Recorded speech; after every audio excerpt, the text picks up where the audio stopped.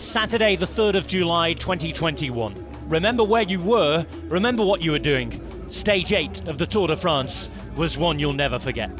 The stars lined up as usual in Oyonnax and they were heading to le Grand-Bornand after 150 kilometers of racing.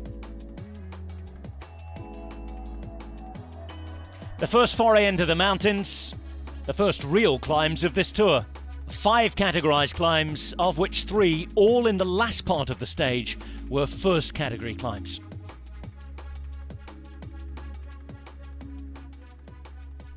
And it began from the very start. An uncategorized climb forcing splits out of kilometre 0. They were made bigger on the descent, and the first big casualty of the day was Geraint Thomas, caught up in a group behind. He would never see the front again. Wout van Aert would be trying to take the yellow jersey. Primož Roglič, the next casualty. After having started fairly well, he lost contact and his Tour de France hopes would fade with those of Thomas. Up at the intermediate sprint, Sonny Colbrelli would take 20 points back in the battle for the green jersey. Into the final 100 kilometres and the group up front split up. Just under 20 riders away, Søren Kragh the most dangerous in the general at 6.5 minutes from Mathieu van der Poel, who'd made the main bunch so far. The race continuing to split up front, and Oyonnax had a moment. Thankfully, it wasn't too serious. And Søren Kragh began to dream, away in the break and very close to taking the virtual race lead. But Michael Woods set after him. Still 1.5 climbs to go at this point. And the weather making the day even more difficult. Like most teams, UAE Emirates were left short on numbers in the main group of favourites, but they put the pressure on, and Mathieu van der Poel's challenge in the yellow jersey would eventually cede. Then this happened. Pogačar going on the attack on the penultimate climb of the day.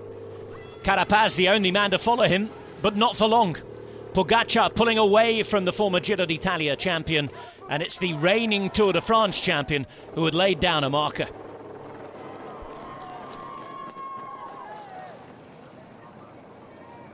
Carapaz will get some help from Castroviejo, but it will all be in vain. He would not see Pogačar again until after the finish.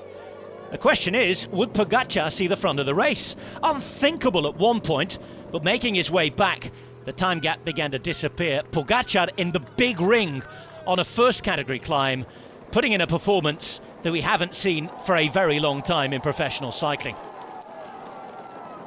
Dylan Teuns would be left alone at the front of the race, going over the top of the Col de la Colombière, the final climb of the day. Pogačar second over at 31 seconds, and you wondered if he'd catch him. The script had been written for one of the most special performances in the history of the sport. Pogačar didn't quite read all his lines. Dylan Teuns, though, did, and he took the victory, dedicating it to his late grandfather. Behind Oyonnax and Michael Woods would sprint in for second and third.